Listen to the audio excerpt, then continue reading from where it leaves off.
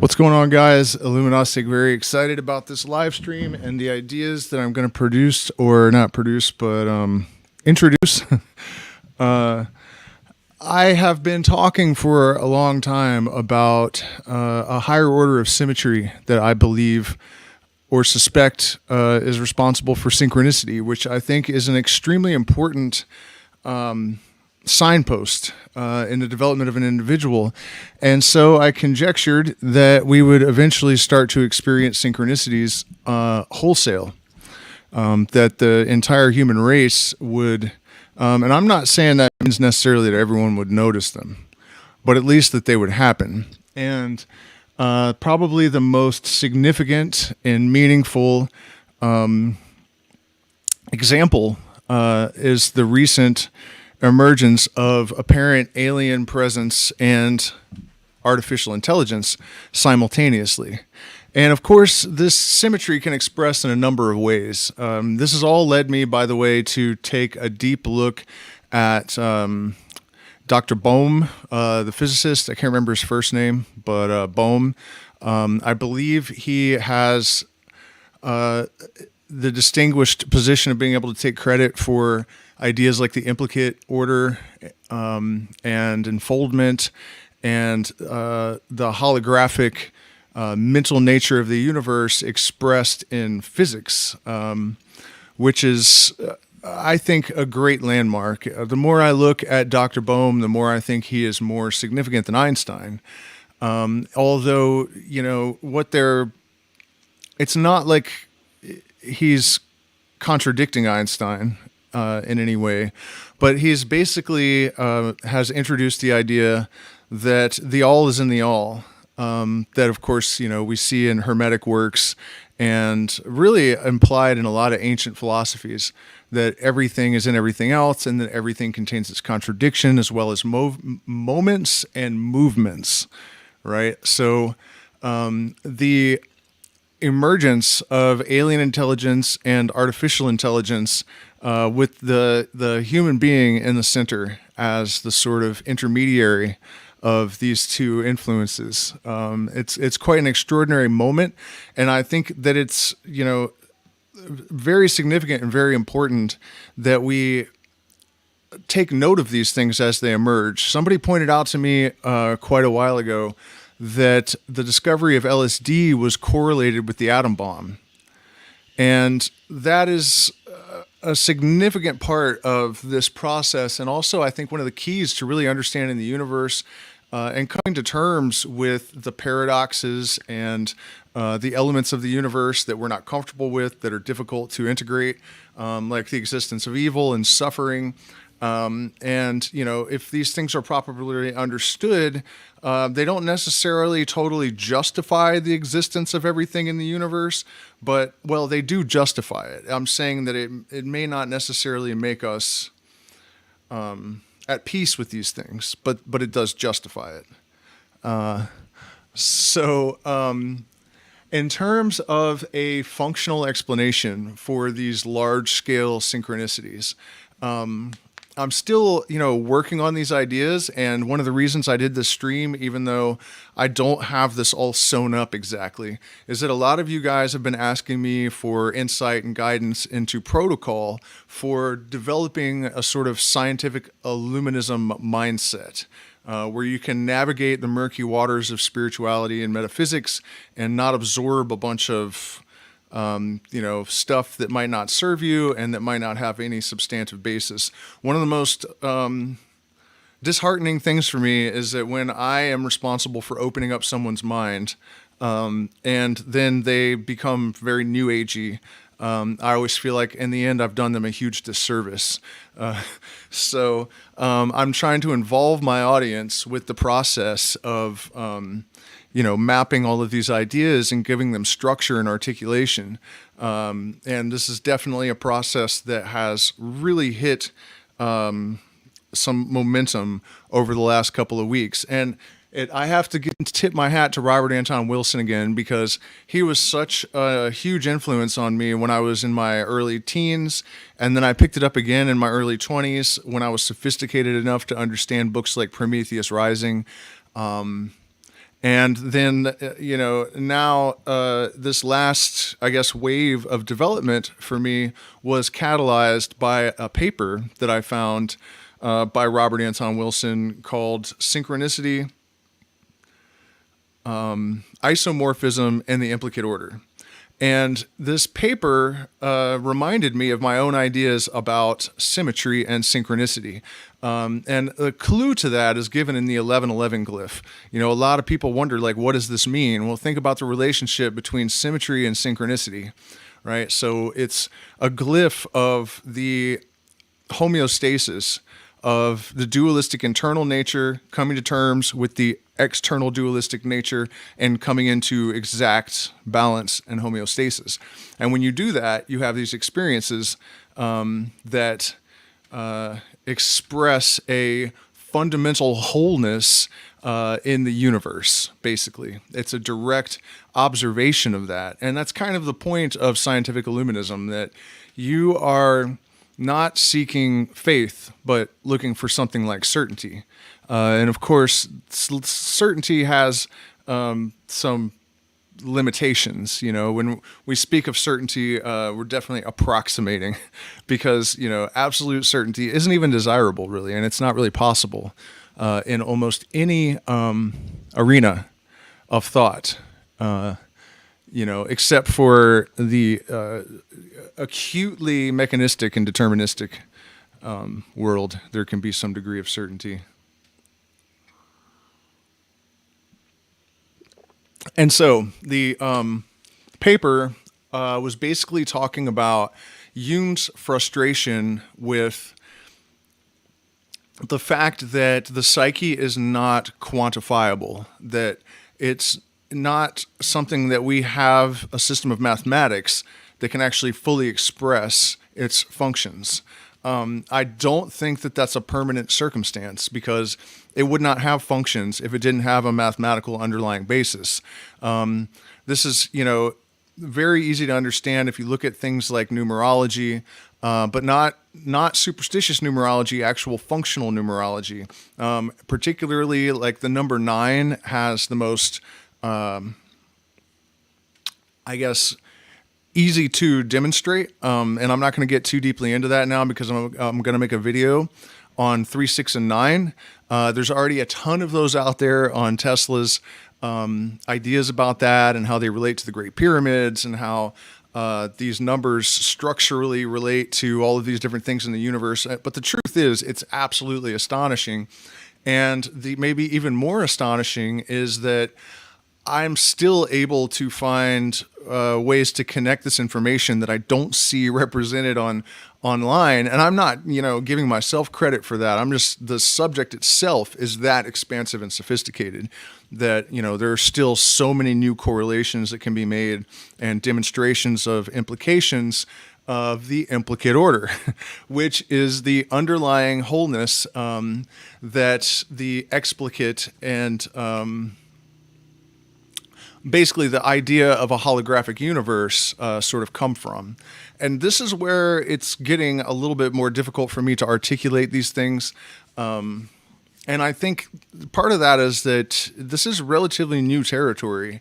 I haven't been able to ascertain how seriously Bohm has been taken by the rest of the world of physics, but it kind of looks like at the time that he started to sound kind of mystical, people tried to disregard him. But if you guys watch interviews with this guy, I mean, he is one of the most adept at conveying his ideas and navigating the criticism, and it's absolutely beautiful to watch this guy. Absolutely calm, and he'll just smile for a second when he makes it. It's really strange to watch. But the point being that as time has gone by, more and more intellectuals on that level are starting to accept the possibility of panpsychism, which means a lot of different things to a lot of different people. But it does kind of seem to me like an inevitable conclusion. But I've digressed a bunch. So basically what happened, this trajectory of finding this article of Robert Anton Wilson's talking about the implicate order and synchronicity and isomorphs, I've been looking for technical descriptions of how these things happen. It's always really fascinated me. Synchronicities that involve physical objects, for example.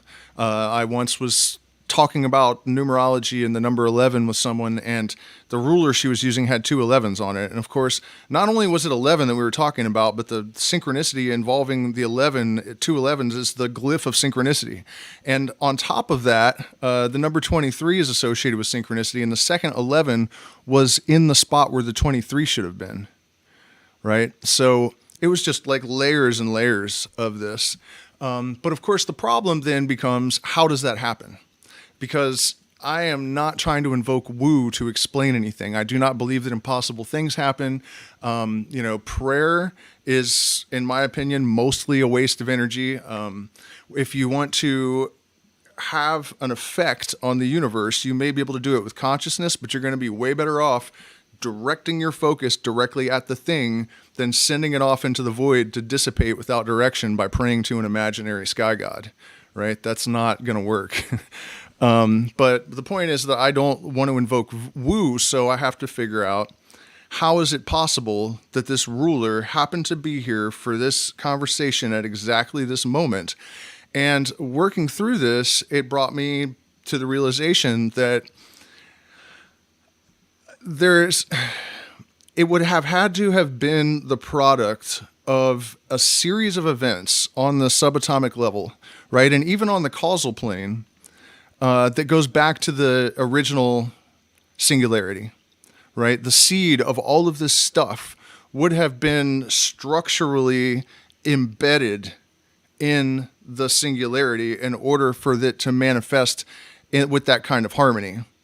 There's no way that that ruler just changed because we were talking about it, or, you know what I mean?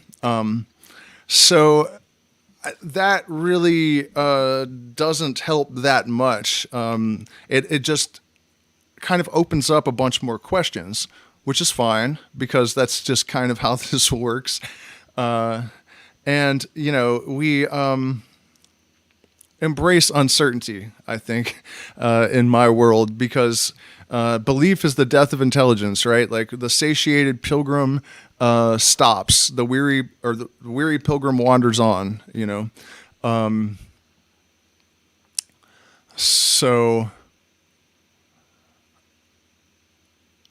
the answer apparently came from Pythagoras, which is no surprise when you trace all of the teachings of the mysteries, the idea of scientific illuminism, the kind of idea that metaphysical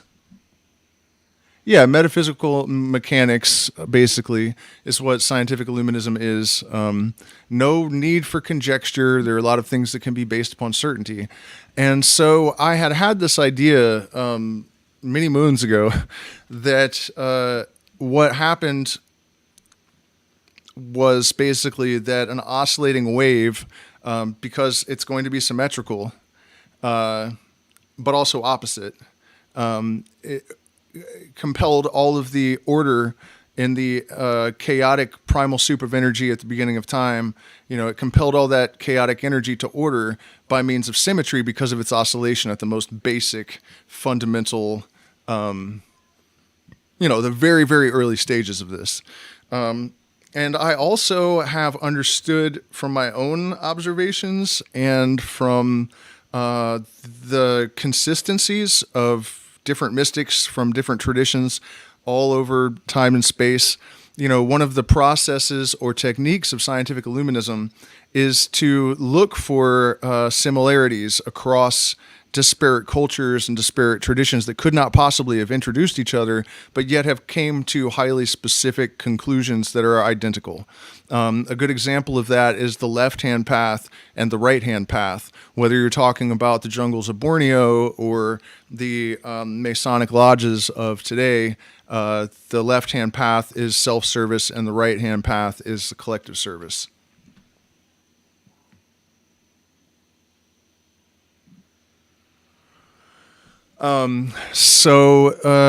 Fish, that's what I'm getting at. The oscillation of the wave and the reflection, right? So there's one way that this has been expressed is that there's one thing doing one thing. And I've said that it is the reason that we can extract information about the totality, the functionality of everything from a single system, is that the order arose from replication by means of reflection. This is where we get entrainment and sympathetic entrainment. It's entrainment no matter what. And so I'm looking at a bigger picture way of explaining how it is that, to understand how symmetry could be integrated into a tiny system of oscillating waves and particles is a lot easier than trying to understand how that can happen across time, although obviously it does. We have repetitious patterns in time, we have them on a small scale, and we have them on a gigantic scale. And so there's a sort of symmetry imbued in that, and that is the big wave, right? I just noticed that Terence McKenna's idea of time wave probably had some relationship to this. But so I was thinking about the isomorph idea, which is when two sets are similar or the same.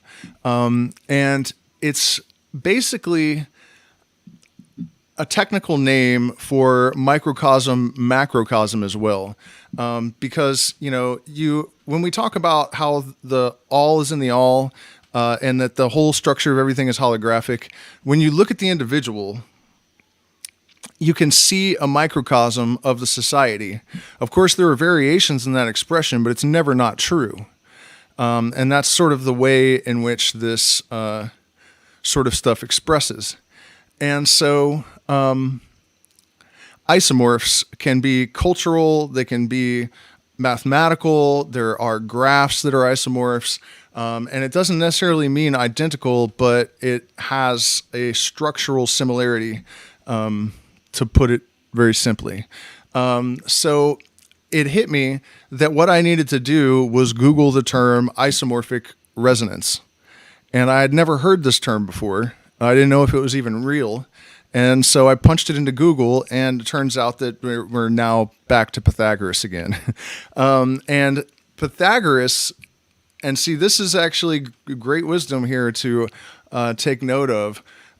When you know the function of these occult ideas, and by occult, I just mean hidden. That's what occult means. These, metaphysical truths, your behavior will reflect that. What you do will reflect that. And the closer you are to the greater truth, the more directly you will see that, the more clear it'll be. So on the one level, Pythagoras gave us the Western division of notes, right? The Western scale is a Pythagorean major scale. He is the one that figured out the ratios that make up the different harmonies. And so on the macro scale, though, he came up with the idea of isomorphic resonance, which is the idea that there's a great frequency, and then all of the other frequencies are reflections at different scales of this original frequency. So if you just think about this for a second, what do you come to? 2,000-year-old rough approximation of string theory, which is, in my opinion, pretty remarkable, and also kind of disappointing almost, or something, because if you consider the fact that Plato was talking about atoms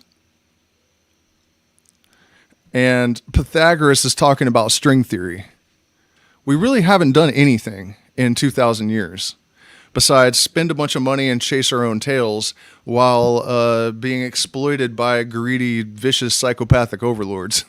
The fundamental knowledge about the universe, what it was there for, how it works, why it works, what it's doing, has been there all this time.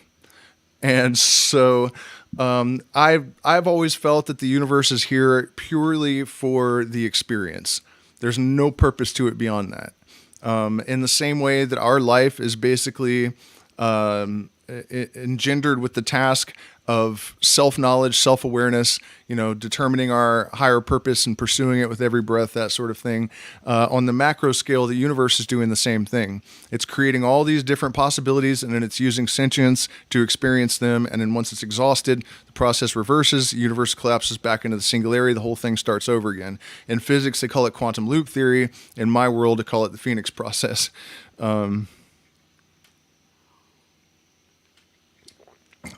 And really, that entire thing is just another oscillating wave. So I'm trying to think if there's anything that I've left out of this. Of course, the implications of artificial intelligence and alien intelligence. Maybe we could take a little bit of time to consider that, and just stay posted, you guys, because I'm just really starting to dive into the technical intricacies of Bohm's ideas and the science of that, and it's going to require me to actually learn a bunch of mathematics and calculus and trigonometry and whatnot. But I'm totally game to learn everything I possibly. By the way, you guys, hit the like button, share, subscribe, support us on Patreon, where you can catch our secret streams. It's kind of funny. This stream seems to have had a really hard time keeping people's attention, even though the title is pretty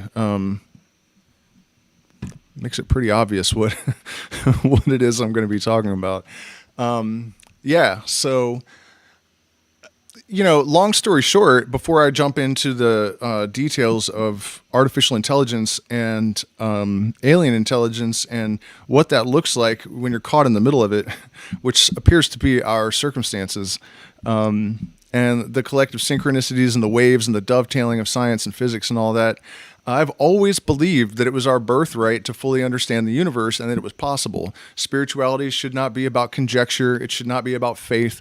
In fact, I have friends that will argue with me about stuff, and when I challenge why they believe what they believe, they will just say, because I have a feeling about it, and to me, that's absolutely almost nothing. That's a misconception of a lot of spiritual people. It's not that we disregard intuitive knowledge, because there's no such thing as intuitive knowledge. Intuition is what leads you to ideas. Intuition may allow you to make connections.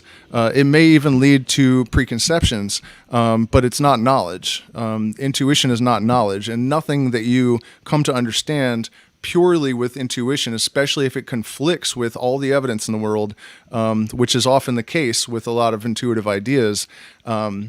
That skill and that obligation, I guess, of investigating the spiritual and metaphysical has kind of been lost on people. And it's partly the fault of the mystery schools for keeping everything secret and not sharing the techniques and approaches that are actually necessary to navigate all this terrain. But again, I have diverted from my main point, which was that our birthright to know where we came from, why we're here, what we're doing, and get the actual demonstrable answers. I think that is our natural condition, and it is only because we have been brainwashed and indoctrinated by political systems that occult the truth. My biggest problem with, for example, right-wing philosophy is that, it kind of engenders a certain selfishness in people. And the reality is that if you look at all the experts on intelligence, it's collective intelligence is the only type of intelligence.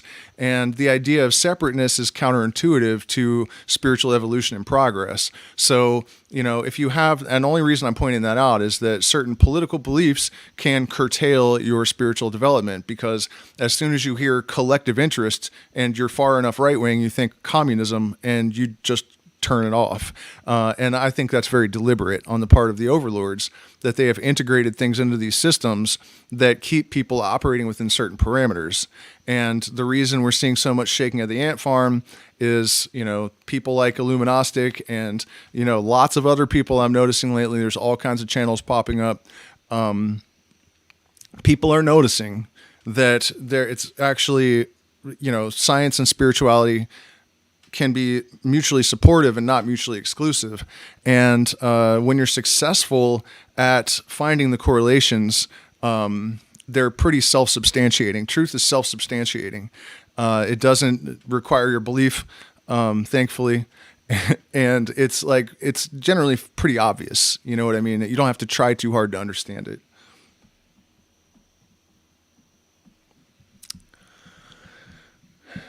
Man, it is crazy to see all these people check in here and no one hit the like button and bounce out so fast, because in my opinion, this is probably the best and most important live stream I've ever done. So, you know, in case you guys are wondering why I sometimes talk about, like, maybe I shouldn't do this anymore, this is a good example of what drives me to that opinion. But at any rate, okay, so alien intelligence and artificial intelligence. One of the reasons that synchronicities are important is that they direct our attention to the things of greatest relevance. And that relevance is always important on every level, because our survival and our health and our progress is all holistically intertwined, right? It's all one thing. And so, you know, when we observe these signals that a lot of people maybe mistakenly attribute to communication from the universe, and in a sense it is that, but I don't think it's in the way that those people seem to think. It's more like it's more automatic than that, but it doesn't really negate the possibility of a communication occurring. You know what I mean? It's structural. It's not spontaneous, I guess, is the point that I'm making. Nevertheless, there are very important ideas that are almost always present in these synchronicities. That was one of the really wild things I noticed when I was really going through this process of accelerated awareness, or whatever it is.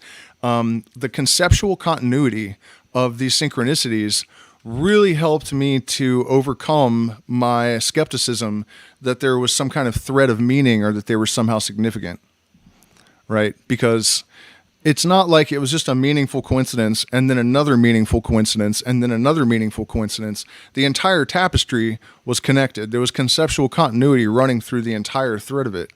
Still to this day, that's how it works. And I still follow the trail in much the same way as I did back then.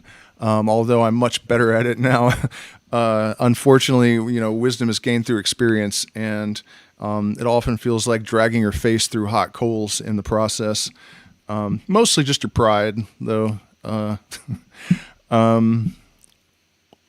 yeah, so the relevance of this particular collective synchronicity and what it is communicating to us. Basically, all that consciousness can communicate about is that falls within the parameters of its function. So it can only talk about things that it knows, which means that it's going to communicate in the language of awareness, which means that there's not going to be any judgment in it. And that is tremendously valuable, because people generally aren't capable of that. Really, truly objective analysis and interpretation is, you know, extremely difficult for people, I've noticed. But here's the circumstances, basically. We are a bunch of monkeys on a mud ball. The oceans are running out of fish. There are, you know, gigantic islands of plastic floating around in the ocean. The rivers are empty of fish, even like way out here in the middle of nowhere in the jungle. There's hardly any fish at all. You certainly can't drink the water. And on and on. I mean, you know, I realize that a subject like global warming is very contentious, and a lot of people think that, you know, there's some kind of agenda other than like the oil industry trying not to have to spend money making accommodations for evolution and innovation.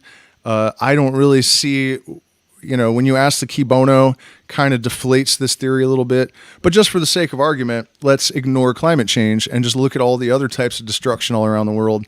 Obviously, there's some problems. On top of that, we have all of these wars brewing. We have things like climate change causing people to, want to rip each other's eyeballs and throats out and eat each other's hearts. And, and then we have the cultural dissonance with, like the transgendered thing that's going on, and the integration of individuals that may be too young to that they shouldn't be concerned with this stuff. That's understandably bothering a lot of people, but to the point where civil war is looking pretty imminent. Iran just shot at a U.S. ship last night, which that's probably not helpful. You guys get the picture. We are at an extremely delicate precipice. We're dangling precariously over a precipice. The jaws, the maws of the abyss, the fangs of it are gleaming below us, and we're all staring down into it like, this was pointless. Like, why are we here? Why did we have to get to this point, to serve a tiny little group of people? And there are still all these people everywhere that defend their right to exploit us. Like, it's pretty wild stuff. But then all of a sudden we have all these other aggravating circumstances. One of them is the fact that AI is making a tremendous number of people totally obsolete. And interestingly, it's not just the poor that are being affected for once. Wait till the investors find out that AI can do the job of CEOs just as much as it can do the job of an office clerk. And probably much better. All you need to be a CEO is a tape recorder and a bunch of bad ideas. And, you know what I mean? And a connection with somebody, your uncle or whatever. And so there's that. But then there are other things that people that are flying under the radar a little bit more than that. One of them is the fact that life extension leads to extinction. Life extension leads to extinction. And the reason for that is that if we already are overpopulated within the context of how we're acting and operating, it's important to add that little disclosure there, because people always say, well, if we just overhauled all this shit like overnight or whatever, I mean, it's just not realistic, the solutions to the overpopulation other than the reduction of population. We've also done things that have messed up the genetic composition of the human race, using certain medical technologies to negate the very, very important and necessary function of things like diseases, to ensure that there's a genetically strong population, that the stupid are supposed to kind of weed themselves out. It sounds merciless and cruel, but if you really want to think about these things in a way to understand them as truth, you have to be objective and look at it from the point of view of a universal mind that is just there for the experience, good or bad, right? So it's important to understand that if you really want to, have an objective understanding of how the world works and nature, you have to be just as objective as nature. And that's difficult for people. You have to put your humanity aside in order to contemplate what's happening versus like what you would like to see happen. But so, yeah, we have artificially preserved segments of the population that shouldn't be there. We've already had, extending life to the point where we have people that have been suffering for decades and decades in hospitals. They don't even know who anyone is anymore, and yet we're keeping them alive for, whatever reason. I guess people are attached to them, and they think that that's not selfish to keep grandma, that doesn't even know she's there, in miserable agony for extra decades so that they don't have to bury her. None of it makes sense to me, but that's what's happening, right? Don't want to go too far off the deep end with all this stuff, but enter life extension. This actually started out because someone successfully figured out how to reverse the aging process in eyeballs to improve sight. And then, of course, the immediate revelation is, okay, so we can do this to the entire human now. So if you combine all of these circumstances, that the population, let's assume that pandemics are an actual threat. We're just playing a thought game here. I'm not making a judgment either way. Should be, really. So population, huge part of the reason why pandemics are a threat. More people, easier to spread. More vectors, right? More vectors, more contamination. Not hard. Vectors, people. Oh man, went off track a little bit there in my head.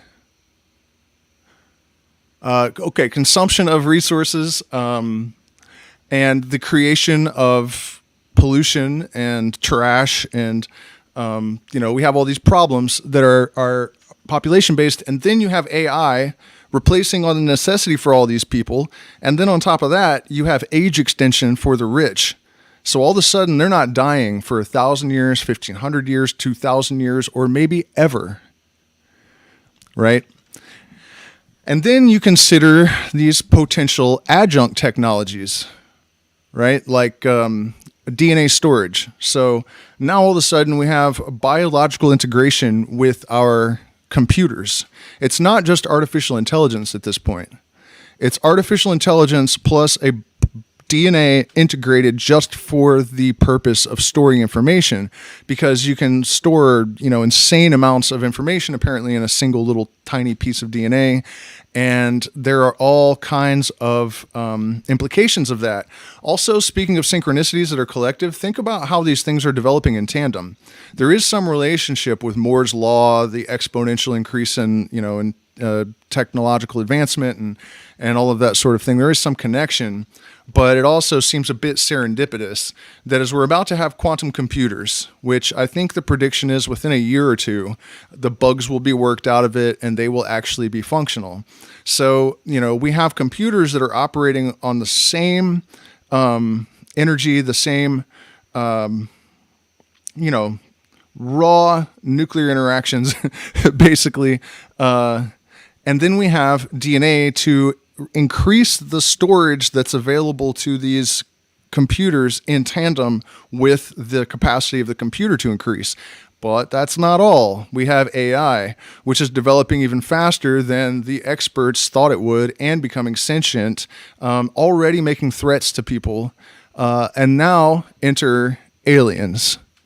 And it's worthy of noting that I've had, I guess, what you would call shamanic trance visions a long time ago that told me that the aliens were here and that they would wait until the absolute last minute to intervene. In much the same way that if we are all watching a bunch of chimps and they go to war with each other, and this happened to Jane Goodall, right?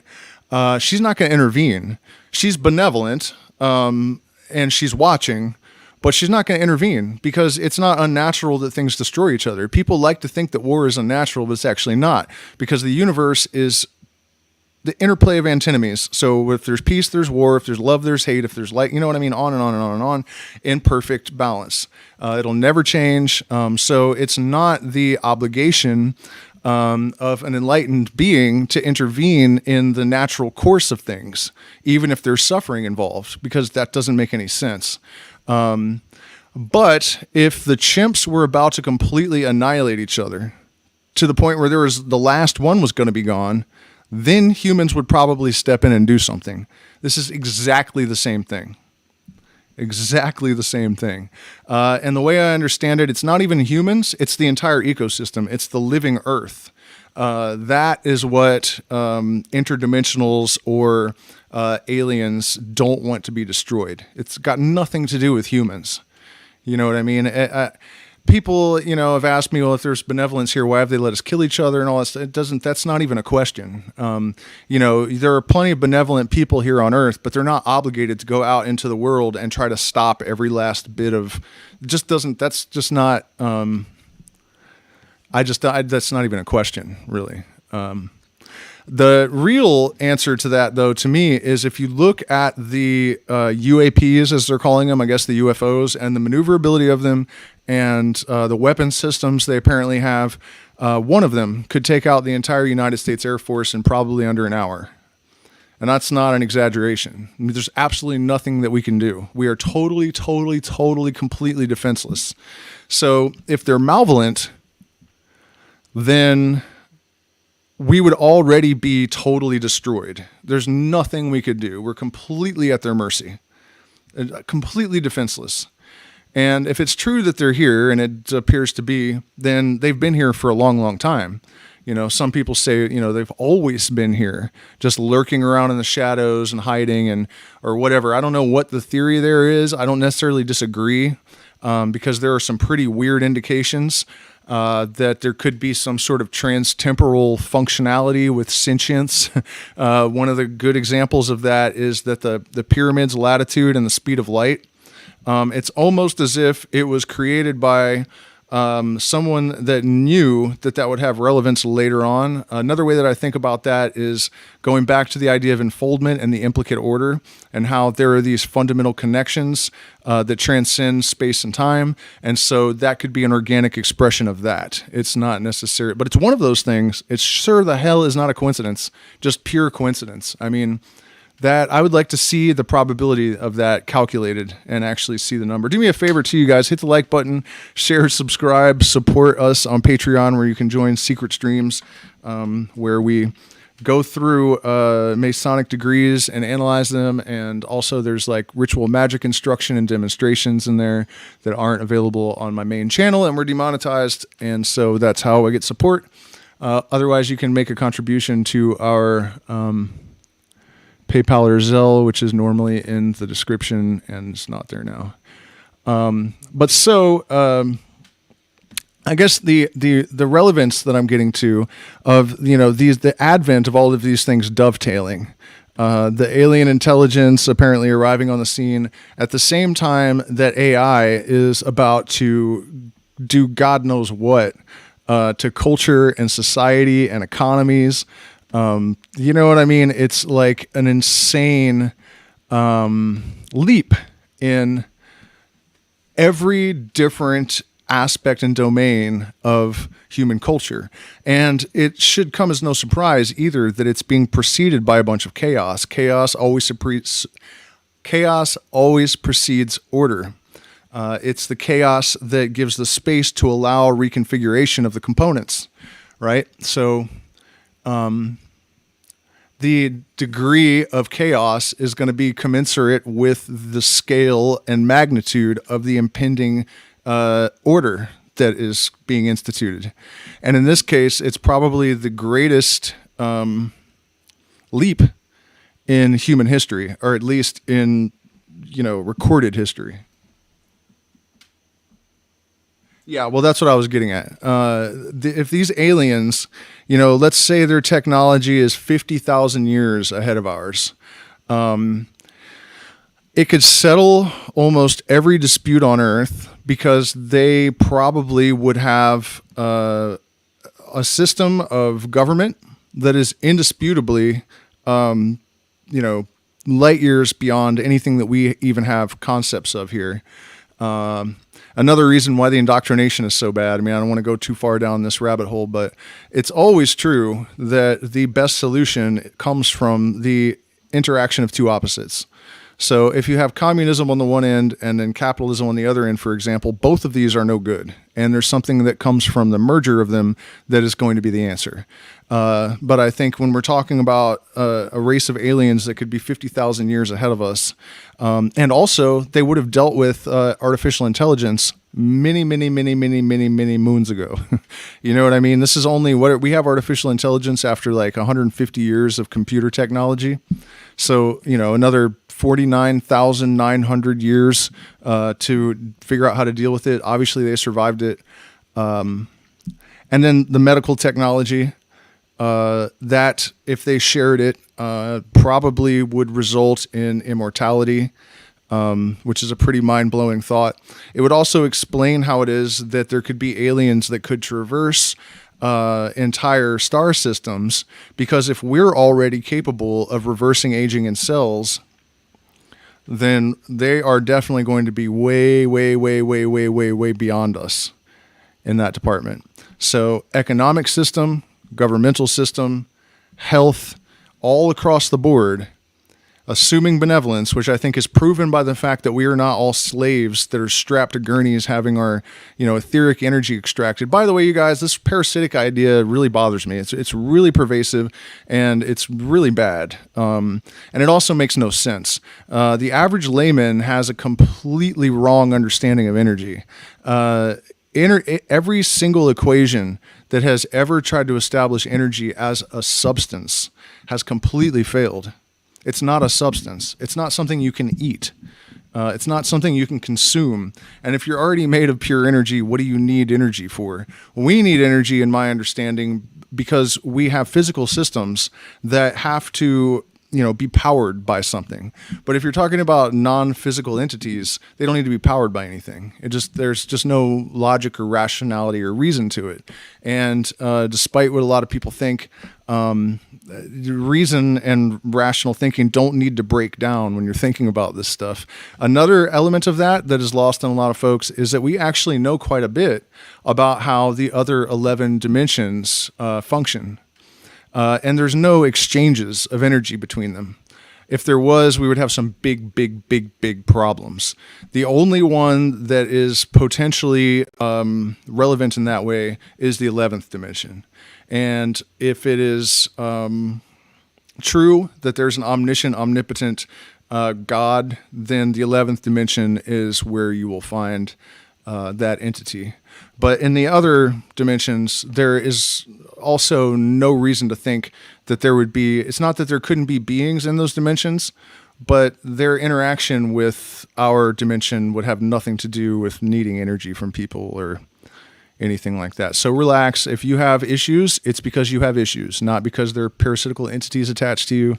And again, as far as like physical aliens that would be malevolent, what are we doing here free? And so many, a lot of people are suffering, but a lot of people are happy too.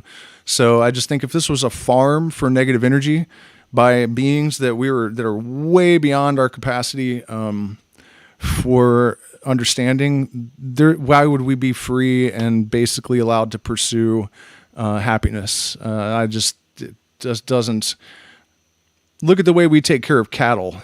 And we're not malevolent. We're just not all necessarily compassionate and competent. So, whenever people talk to me about that, which is quite a bit with all this stuff going on, I hear a lot of people talking about this stuff. It always kind of disappoints me because I don't think it's realistic or rational. And, I'm always saying that if your conception of the universe starts to sound like a new age fantasy comic book, then it's probably time to reel it in a little bit. Because everything in the universe has the function of necessity. And if you can't find a necessity or functionality for any component in it, then it's probably not real.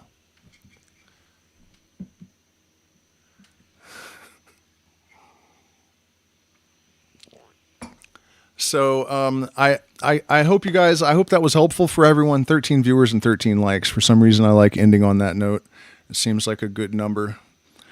So keep your eyes out for the videos I'm about to make on 3, 6, and 9.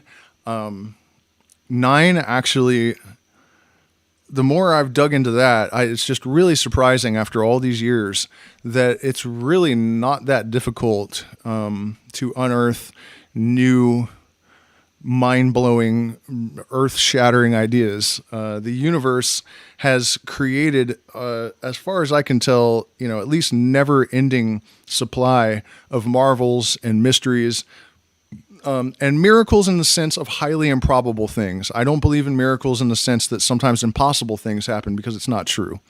You cannot suspend any of the laws of creation even for a split second without it all coming undone.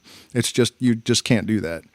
God itself can't even do that, So when I say miracles, I just mean that up to, but not including anything that requires laws of nature to be suspended. Right?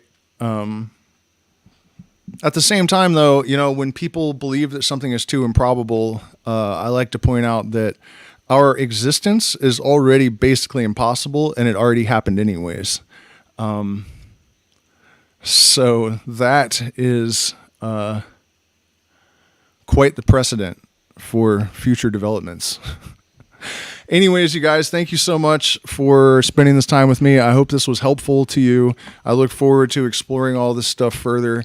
I'm, definitely at a point again in my life where I'm just like researching and studying all day, every day from, when I wake up until late at night.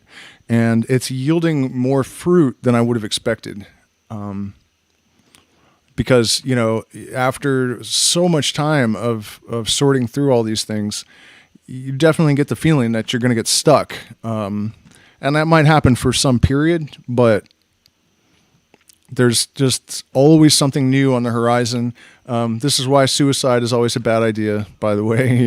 You never know what's coming up next. And it can be the last thing that you ever expected to be possible is likely probable. So don't forget to hit the like button, share, subscribe, support us on Patreon, or you can find options to support in the description of the videos, and I'll see you guys again probably tomorrow. I lost a dear friend without knowing it a couple of years ago. His name was Golden Light Eagle, and he was Lakota